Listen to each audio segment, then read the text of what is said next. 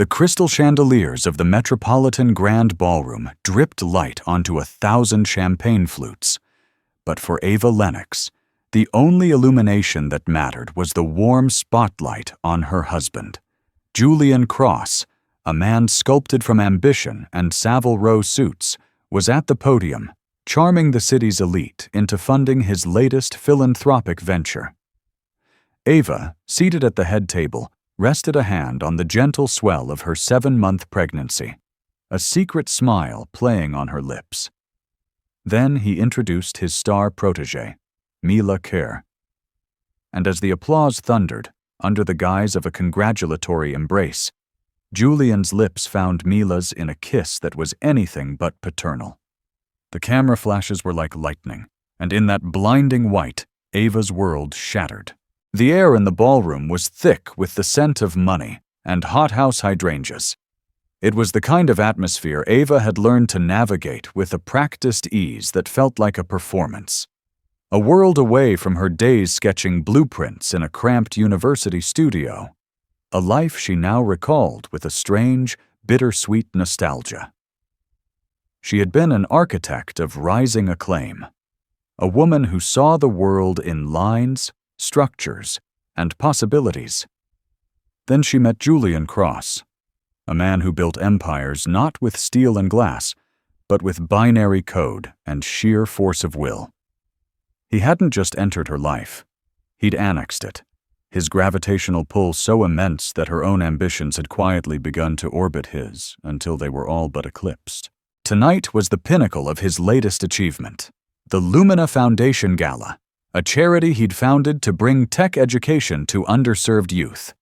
It was a noble cause, and it looked spectacular on the cover of Forbes.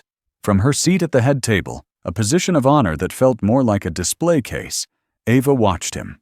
He was a modern-day king surveying his court, his voice a rich baritone that could sell sand in the desert. He'd kissed her before leaving for the stage, a brief dry press of lips. "Wish me luck," he'd murmured, his eyes already scanning the room, focused on his audience, not on her. A familiar pang of distance, one she'd been expertly ignoring for months, pricked at her heart. She'd told herself it was just the pressure of the launch, the weight of his empire. She smoothed the silk of her custom maternity gown over her belly, feeling the soft, rolling kick of their baby. Noah Lennox, she thought, a name they'd chosen together on a rare, quiet Sunday that now felt a lifetime away. Your father is quite the showman. He commanded the stage, weaving a narrative of hope and innovation that was impossible to resist. He was selling a dream. And this room was full of buyers. "And none of this would be possible," Julian was saying, his smile catching the light, "without the tireless work of my team. In particular, I want to bring up the project lead, a mind as brilliant as she is dedicated. Please, a huge round of applause for Mila Kerr." Ava clapped along with everyone else, her smile genuine, if a little tired. She knew Mila. A whip-smart analyst in her mid-20s from Aura Dynamics, Julian's tech behemoth. Mila was a frequent fixture in their lives, a constant presence at their sterile, art-filled penthouse for late-night strategy sessions that Ava was tacitly expected to provide coffee for, but not participate in.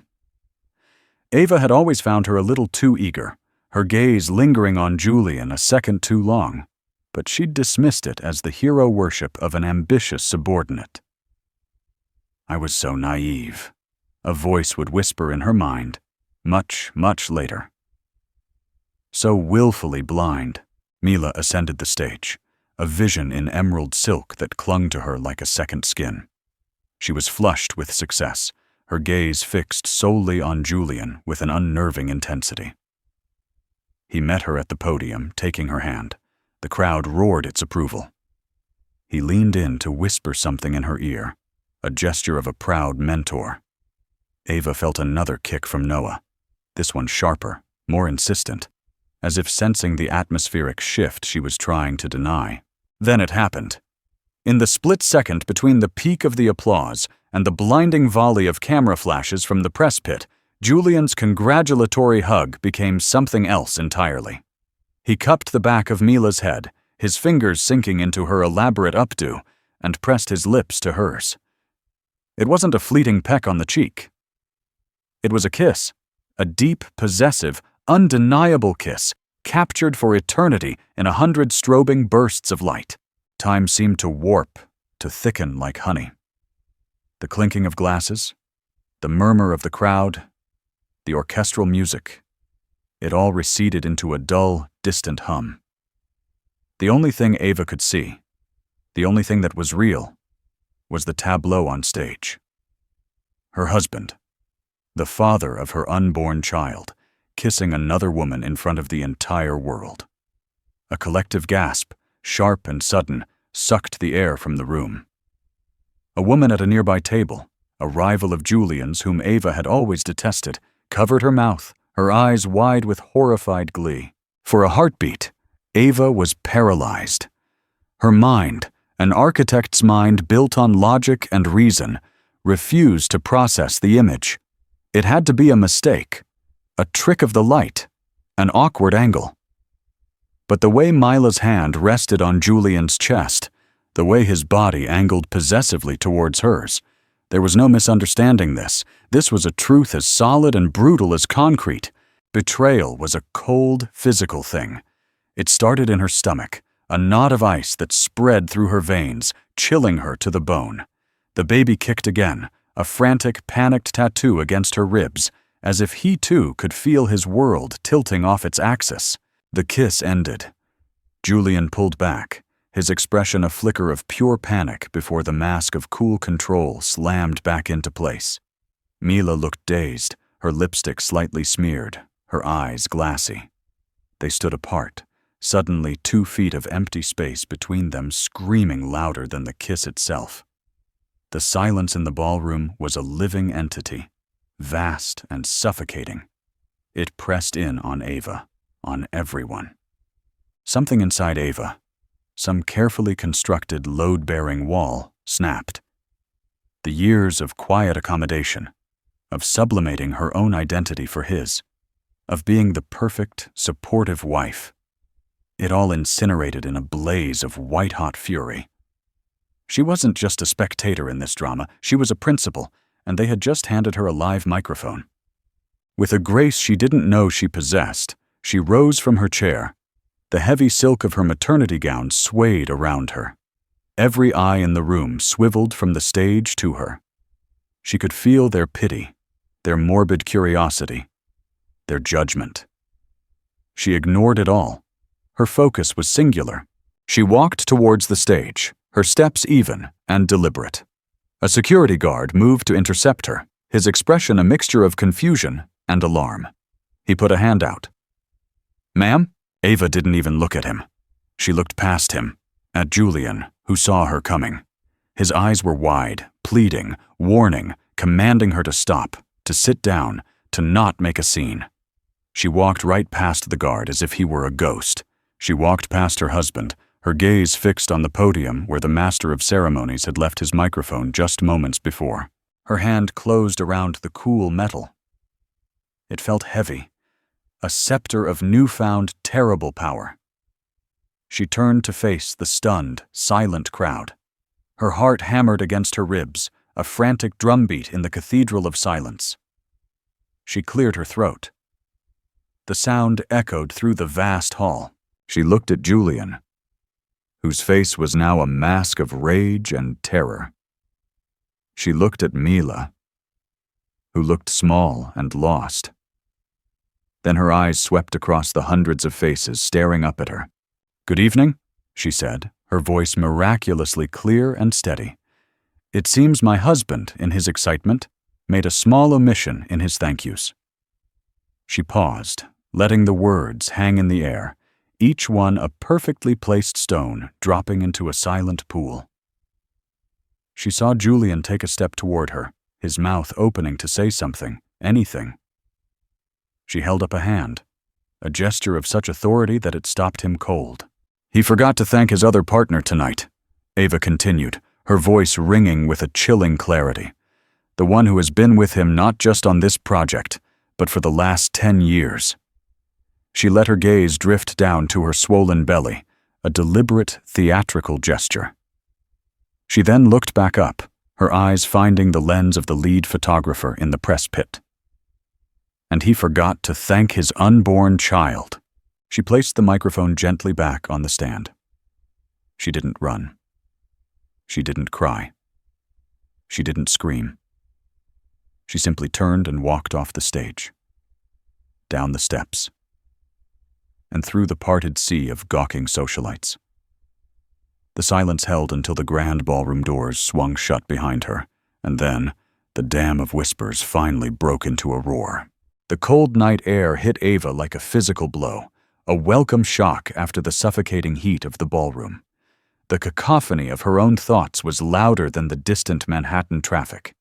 The image of the kiss was seared onto the back of her eyelids, a permanent, ugly brand. He kissed her. He kissed her. He kissed her. The phrase looped, a mantra of misery. Her hand went instinctively to her phone. Her fingers trembled as she scrolled through her contacts, past Julian, husband, with a visceral flinch. She found the name she was looking for. Harper Ellis. Harper wasn't just her best friend.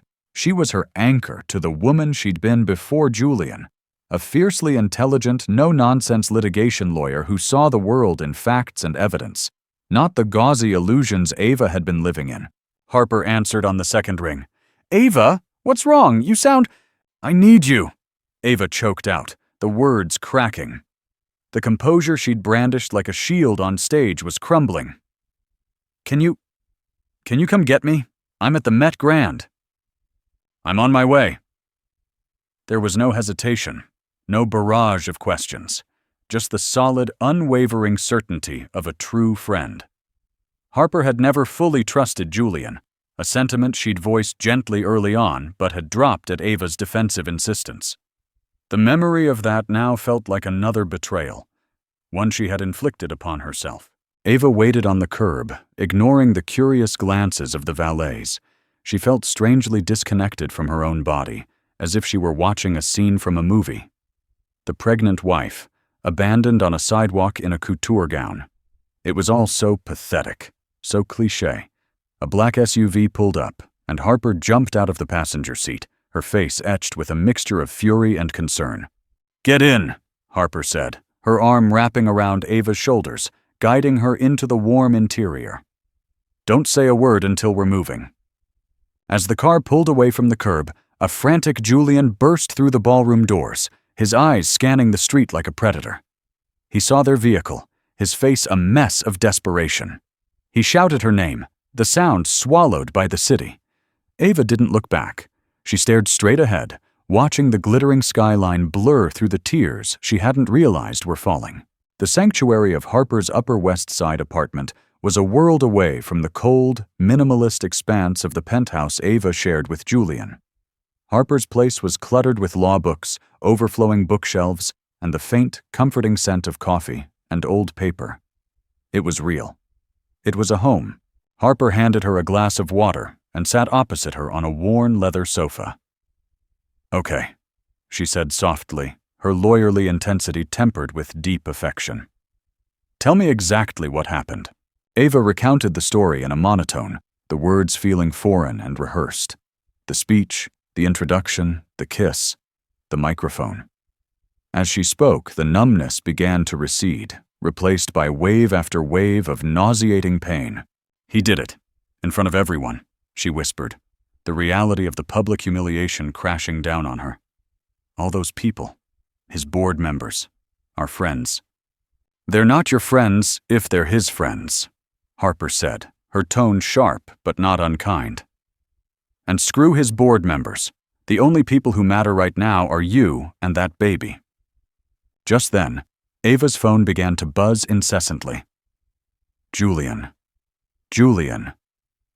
Julian. A text message flashed on the screen, a follow-up to the missed calls. "Ava, pick up the phone. We need to talk.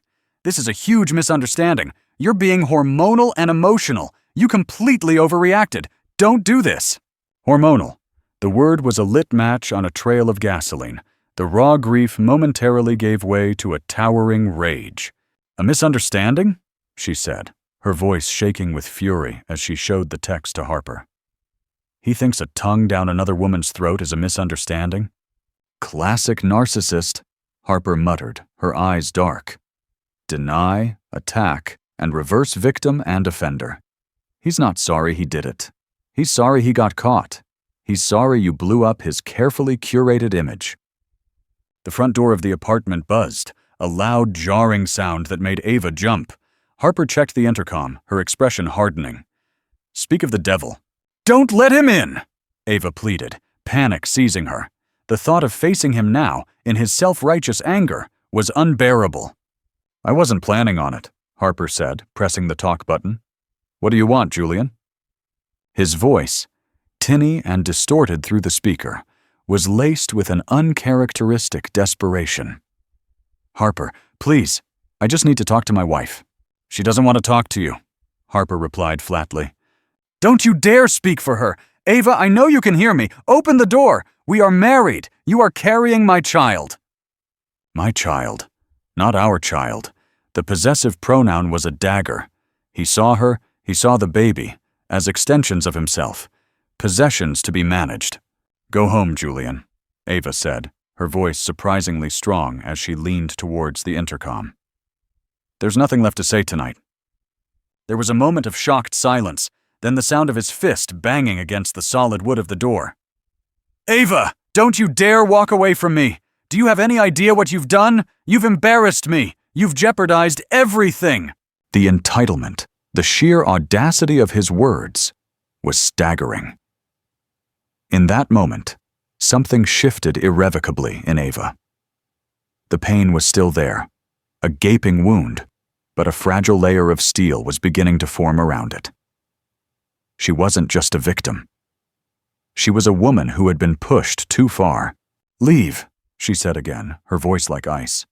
They heard him curse, a string of vile words, followed by the sound of retreating footsteps and a final, frustrated kick to the door. Harper let out a long breath. "Okay," she said, turning back to Ava.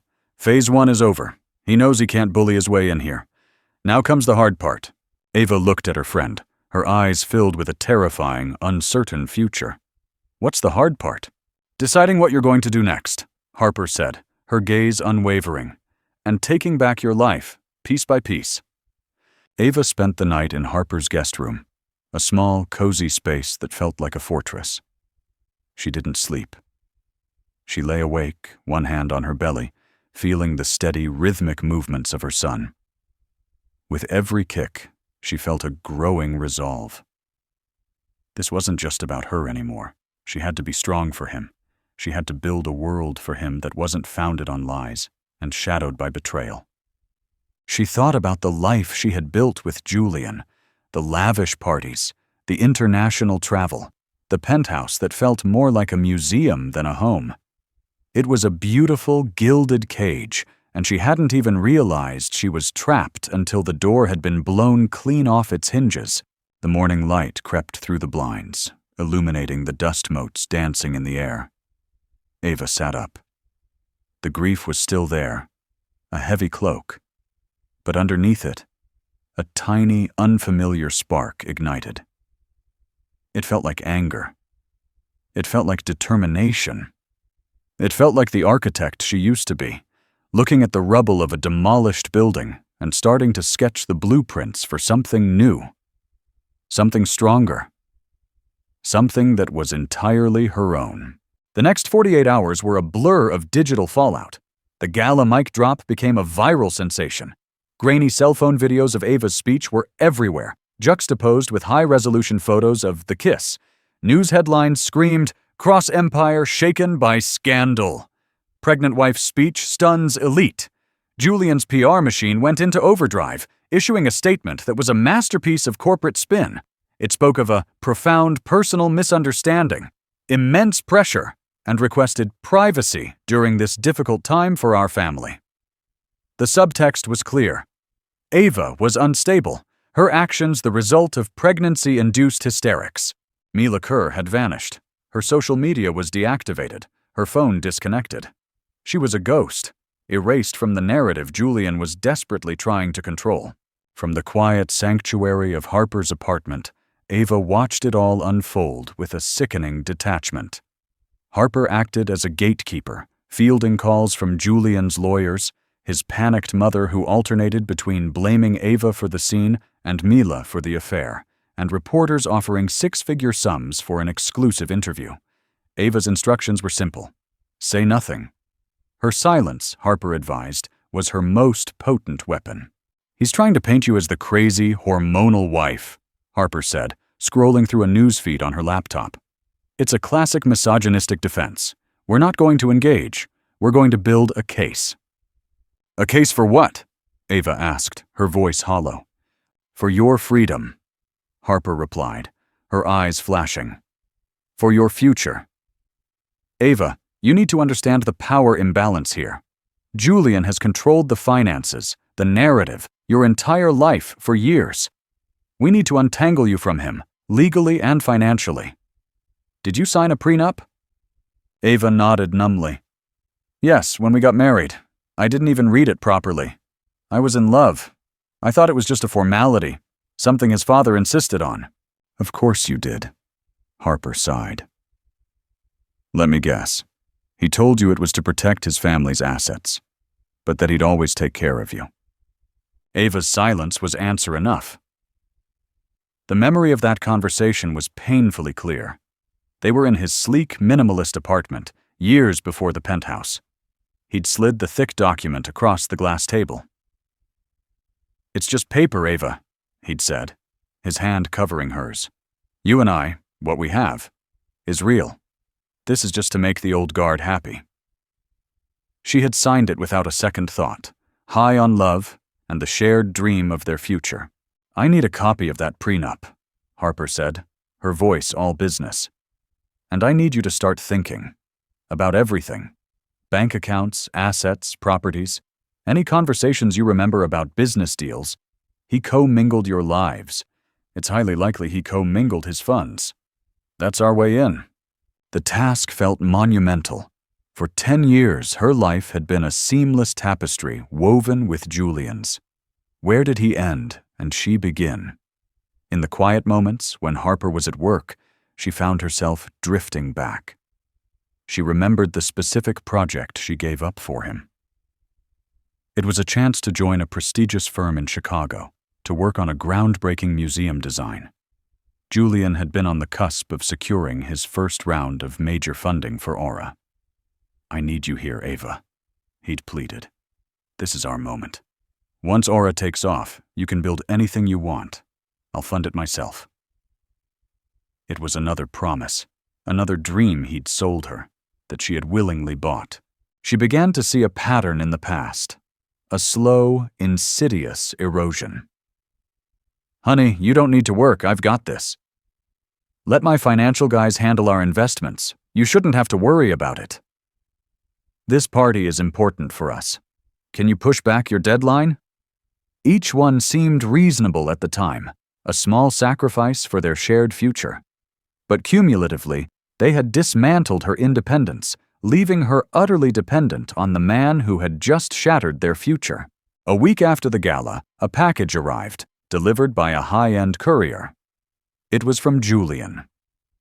Inside was not a letter of apology, but a velvet box containing a breathtaking diamond necklace, the kind of ostentatious bauble he used to placate her after a missed anniversary or a cruel remark.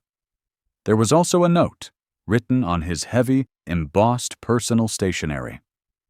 My dearest Ava, I know you're hurting, and I am profoundly sorry for the pain this situation has caused. My actions were inexcusable, a terrible lapse in judgment under immense professional strain. Mila meant nothing. It was a moment of madness. This necklace is a small token of my regret, but my real apology will be the rest of my life, which I want to spend making this up to you and our son. Please come home. We can fix this. We are a family. I love you. Yours always, Julian. It was a carefully crafted performance of remorse, but Ava could now see the architecture of his manipulation. The blame shifted to professional strain, the dismissal of Mila as nothing, a convenient erasure of another human being. The bribe of the necklace. And the final cloying appeal to family. She looked at the diamonds, cold and glittering. They weren't a symbol of love. They were a price tag. The price of her silence, her compliance, her forgiveness. That afternoon, she did something she hadn't done in years. She retrieved her old portfolio case from storage in Harper's spare closet. Opening it was like opening a time capsule. Inside were her architectural drawings, her sketches, her ambitious designs for sustainable urban housing and community centers. The paper was crisp, the ink bold. Here was the woman she used to be, passionate, creative, independent, a woman who built things. She spread the blueprints across Harper's dining table. The lines were clean, the concepts innovative. She saw her own potential reflected in them, a potential she had allowed Julian to bury. The grief was still there, a heavy weight in her chest. But for the first time, she felt a flicker of her old self. The architect, the builder. She took Julian's note and the velvet box. She repackaged them and sent them back via courier, with a single item of her own enclosed. A high-quality scan of the napkin on which she had sketched the layout for his first office, all those years ago. There was no note. The message was clear. I remember who I was. I remember what I contributed. I am not for sale. That evening, she and Harper sat down with the prenup, which Harper had finally obtained through a formal request. Harper's red pen flew across the pages, circling clauses, making notes in the margins. It's a monster, just as I expected, Harper said grimly. It's ironclad. It essentially walls off all of Aura Dynamics' profits and any assets he held before the marriage. It leaves you with a one-time payout and the penthouse, which, by the way, is technically owned by a shell corporation. Ava's heart sank. So I have nothing.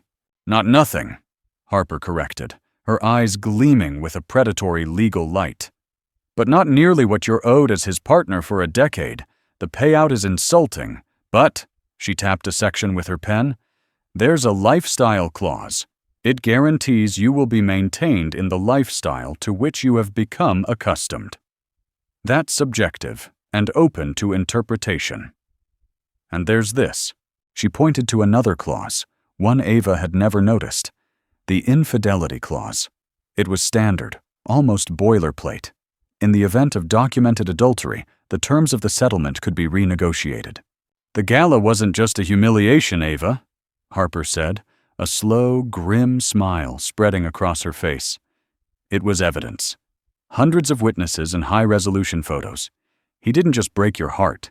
He voided his own contract. Suddenly, the path forward, while still terrifying, became clearer. This wasn't just about emotional survival anymore. It was about justice. It was about reclaiming what was hers. And there's something else, Harper said, her voice dropping. That professional strain he mentioned in his note? I did some digging. Aura Dynamics is about to launch their biggest project ever, a new OS called Janus. It's supposed to revolutionize everything. But there are rumors on the street.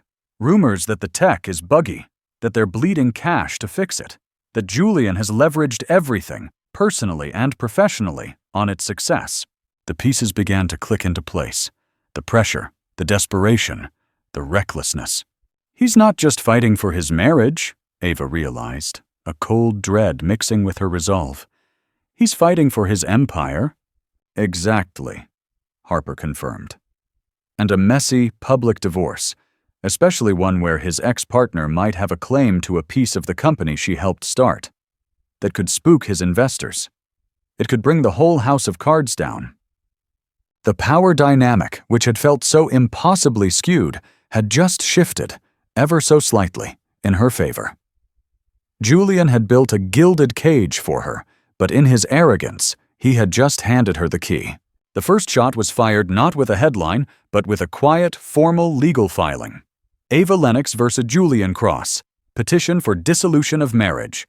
Harper's team filed it at the close of business on a Friday, ensuring it would hit the press on Monday morning, a controlled detonation. The grounds were simple: irreconcilable differences, citing the now infamous infidelity clause in their prenuptial agreement. Julian's response was swift and brutal. His legal team, a phalanx of silver-haired sharks from a top-tier firm led by a notorious lawyer named Ethan Ward, filed a counter-motion to seal the proceedings, citing his right to privacy and accusing Ava of attempting to leverage the situation for an exorbitant and punitive financial gain. They painted her as a vindictive gold digger, her mic drop moment not an act of a wounded wife, but a calculated theatrical performance. "He's trying to bury us in paperwork and bleed us dry with legal fees," Harper explained, pacing her office, which had become Ava's war room. "It's a classic Goliath tactic. He thinks you'll run out of money or resolve." "He's wrong," Ava said. Her voice was quiet, but it held a new tensile strength. The past few weeks had been a crucible, burning away the dross of her old life. She had established a routine. Morning prenatal yoga to connect with her body and the baby. Hours spent with Harper and her legal team, learning the language of discovery and depositions. And in the evenings, she would unroll her old blueprints, not just looking at them, but reworking them, updating them with new ideas, new materials. It was more than a hobby. It was a reclamation of her mind. The first face-to-face meeting took place in a sterile conference room, halfway between their respective lawyers' offices. It was neutral ground, a legal Switzerland. Ava saw Julian for the first time since the gala. He looked thinner, the skin stretched taut over his cheekbones. His expensive suit couldn't hide the shadows under his eyes. When his gaze met hers across the polished mahogany table, she saw not love or remorse, but a cold, reptilian fury. He saw her not as his wife, but as a hostile variable in a critical equation, a threat to his empire. Ava had prepared for this. She had visualized it with Harper, rehearsed her own composure. She gave him a slight neutral nod, her expression unreadable. Her calm seemed to unnerve him more than any outburst would have. His lead attorney, Ethan Ward, led the charge. "Mr. Cross is prepared to be generous, Ava," he began, using her first name with a practiced, paternalistic air that set her teeth on edge. "He is willing to honor the original terms of the prenup, with a significant upward adjustment as a gesture of goodwill." Harper scoffed. "A gesture of goodwill? Your client publicly humiliated his pregnant wife, an act that has caused immeasurable emotional distress and damage to her reputation. He violated the contract. We are not interested in his goodwill. We are interested in a fair and equitable division of the marital assets, including a valuation of Ms. Lennox's early contributions to the founding of Aura Dynamics." Ethan Ward laughed, a dry, humorless sound. "That's absurd. A pittance of seed money from a girlfriend 20 years ago does not entitle her to a stake in a multi-billion-dollar corporation." "It wasn't a pittance, it was her entire inheritance," Harper countered, sliding a file across the table. "And here are the original napkin sketches for the first office, along with time-stamped emails from that era where Mr. Cross himself refers to her as his co-founder and partner in crime. We believe a jury will find that very compelling." Ava watched Julian's jaw tighten. He remembered. She saw it in the flicker of his eyes.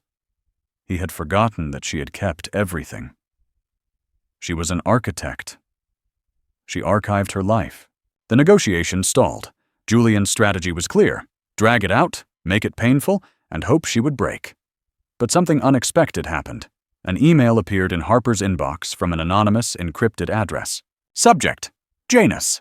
The source code is a mess. He's been using shell corporations to pay consultants who are fixing the bugs off the books, hiding the true cost from the board. One of those consultants is Mila Kerr. He didn't fire her. He just moved her to a different payroll. Check the financials for Project Nightingale. There was no signature, no way to trace the sender. "My God," Harper breathed, reading the email over Ava's shoulder. "If this is true, this is fraud. Wire fraud. Securities fraud. He's not just lying to you. He's lying to his shareholders and his board of directors. It's her, Ava said instantly. Mila, it has to be. Mila Kerr had not been erased after all. She had been hidden. Julian had paid for her silence and her continued work, believing her loyalty or her ambition could be bought. But he had miscalculated. He had shown her exactly what he did with women he no longer had a use for. He humiliated them and cast them aside. He had shown Mila her own future. This is our leverage, Harper said, her mind racing. This is the key that unlocks everything, but it's anonymous. We can't use it in court without a source. Then we find her, Ava said, her resolve hardening. We need to find Mila Kerr. Finding Mila was like hunting a ghost. But Ava had an idea. She remembered Mila mentioning her younger sister, a student at NYU. It was a long shot, a detail gleaned from a long-forgotten conversation at a company picnic years ago. Ava, however, remembered everything. Leaving Harper to the legal trenches, Ava took a cab to the NYU campus. It was a world away from the gleaming towers of Midtown. It was young, vibrant, and real. Using the university's online directory, she found a contact email for Chloe Calloway. She wrote a simple, non-threatening message. Chloe, my name is Ava Lennox. I know this is a strange request, but I believe your sister, Mila, may be in a difficult situation. I'm not looking for a fight. I'm looking for the truth. I think we might be able to help each other. If she's willing to talk, she knows how to ensure it's confidential.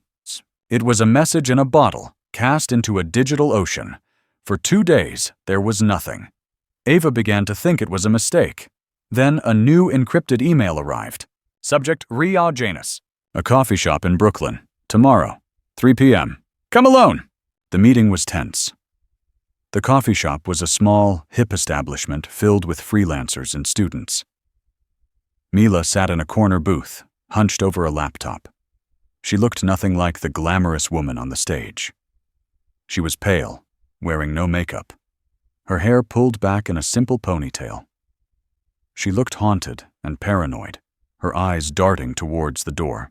Thank you for meeting me, Ava began, sitting opposite her, placing her hands on the table where Mila could see them. I'm not doing this for you, Mila said, her voice brittle, refusing to meet Ava's eyes. I'm doing this for me. He ruined my life. He lied to you, Ava said, not as an accusation, but as a statement of shared fact. Mila finally looked up, her eyes filled with a mixture of anger and shame. He promised me everything. He said you two were basically separated, that the marriage was just for appearances until the Janus launch was over. He said he was trapped. He said he loved me. The last words were a bitter whisper.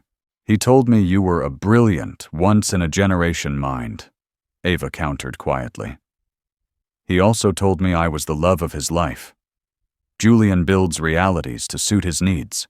We were just living in different ones. He told me you were fragile, Mila confessed, looking down at her hands. Needy. That you didn't understand the pressures he was under. He said you held him back from his true potential. And what do you think now? Ava asked gently. Mila gave a short, mirthless laugh. I think he's a user, and I think he's dangerous. When the Gala blew up, he didn't apologize. He blamed me for being too conspicuous. Then he threatened me. Told me if I ever spoke about Janus, or our arrangement, he'd make sure I was blacklisted from the tech industry forever. He can't silence both of us, Ava said. If you're willing to come forward, my lawyer can offer you full immunity and protection. Your testimony about the financial fraud, about Project Nightingale, would be irrefutable. Mila hesitated, the fear warring with her anger. What do I get out of it? You get your life back, Ava replied. You get to stop looking over your shoulder.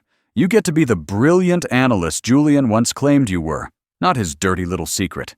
You get to expose him for what he is. Ava slid a business card across the table. Harper's card.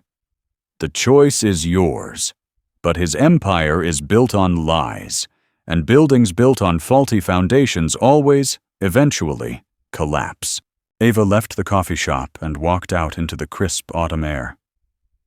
She didn't know what Mila would do, but as she placed a hand on her belly, where Noah was now a constant, reassuring presence, she felt a profound sense of peace. She was no longer just reacting to Julian's actions. She was building her own case, laying her own foundation, designing her own future. She had become the architect of her own war, and for the first time since the gala, she believed she could win. Mila Kerr made her choice. 3 days after the coffee shop meeting, she walked into Harper Ellis's office with her lawyer and a laptop containing Julian's corporate time bomb. There were spreadsheets detailing off-ledger payments, hidden ledgers for Project Nightingale, incriminating emails, and secret recordings of conversations with Julian, where he detailed the scheme to hide Janus's flaws and defraud his investors. It was a nuclear bomb, and Harper had the launch codes. Harper's strategy was precise and devastating. She didn't leak the information to the press, which would be chaotic. Instead, she arranged a private meeting with 2 specific members of the Aura Dynamics Board of Directors, the 2 known for their rigid ethics and low tolerance for risk. In a sterile boardroom high above the city, she presented them with a courtesy preview of the evidence Mila was prepared to deliver to the Securities and Exchange Commission. The fallout was instantaneous and catastrophic for Julian. The board convened an emergency meeting that same night. Faced with irrefutable proof of financial misconduct and the threat of a federal investigation that could crater the company's stock value, they acted to save the company from its creator. Julian Cross was summarily dismissed as CEO of Aura Dynamics, effective immediately. He was forced to sell back his controlling shares at a significantly reduced price to cover the internal investigation's costs. He was locked out of the building he had built, his name scrubbed from the company website by dawn. The news broke on a Tuesday morning, a clean corporate press release that sent shockwaves through the financial world. It cited leadership transitions and a renewed commitment to transparent governance. The real story, of course, bled out through anonymous sources. The stories of the gala, the affair, and now the fraud all coalesced into a single, damning narrative. Julian Cross was not just an adulterer. He was a cheat in every sense of the word. His reputation, the currency he valued above all else, was irrevocably destroyed. Stripped of his title, his company, and his power, Julian was a king in exile. The legal battle for the divorce, which he had fought with such arrogance, was now his only remaining battlefield. But he was no longer a Goliath. He was just a man, exposed and vulnerable. His lawyers, recognizing the shift in leverage, pushed for a quick settlement. The new offer was a world away from the first. It gave Ava everything she was entitled to, and more. The penthouse was signed over to her, free and clear. A substantial portion of Julian's remaining personal assets, including a diversified investment portfolio, was transferred to a trust for her and Noah. The insulting one-time payout was replaced with a lifetime alimony agreement that truly reflected the lifestyle clause, and most importantly, a section was added acknowledging her foundational role in the company's early days, a moral victory that meant more to Ava than any dollar amount. Ava signed the papers in Harper's office, her hand steady. It wasn't a moment of triumphant celebration, but one of quiet, solemn closure. The war was over.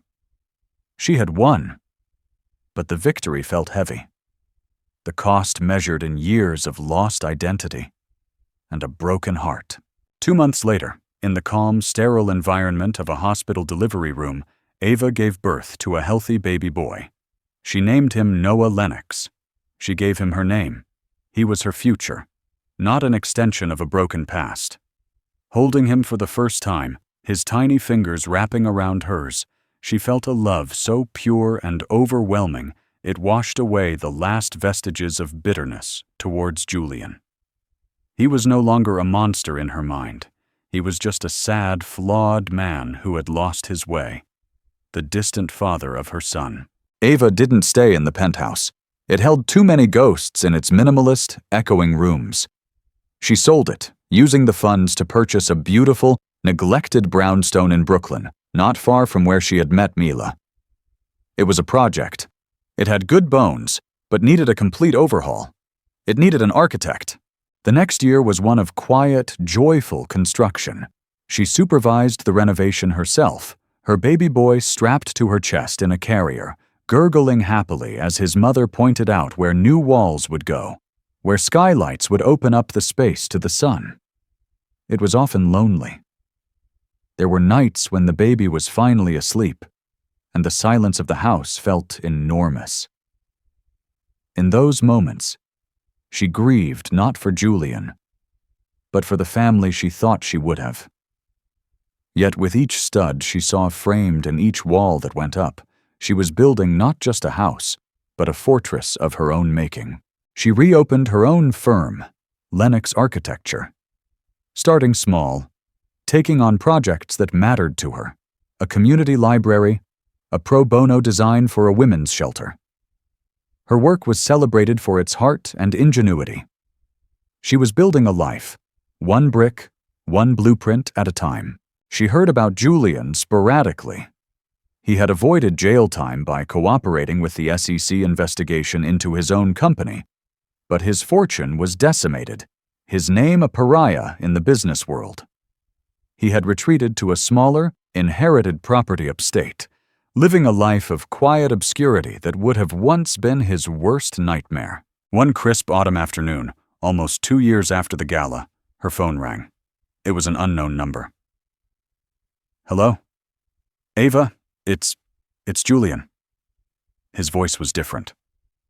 The booming confidence was gone, replaced by a quiet, hesitant tone she'd never heard before. Ava paused, her heart giving a single, hard thump. She sat down on the steps of her nearly finished brownstone. "Julian, I know I have no right to call you," he began, the words tumbling out. I saw an article about your new firm, The Shelter. It looked beautiful. It looked like you." "It is," she said simply. There was a long silence on the line. She could hear him take a shaky breath. "I was so lost, Ava," he said, his voice cracking. "I built this whole world on the idea that I had to be the biggest, the most powerful. I thought that was what made me worthy. Of success. Of you. I was running from the fear that I was nothing without it. And in the end, I destroyed everything. I destroyed us. I lied to you. I humiliated you, and I am so sorry. It's a pathetic, late, useless apology, but I needed to say it." Ava listened. The apology wasn't for her, not really. It was for him. It was a step in his own redemption.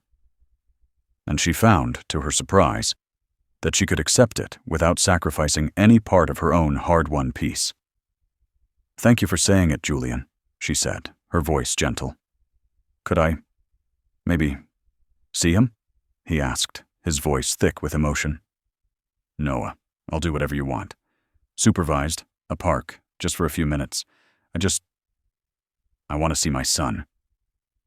Ava looked out the large, newly installed window of her office at the plans for her next project spread across her desk. Downstairs, she could hear Noah laughing as her nanny played with him. Her world was full. It was safe. It was hers.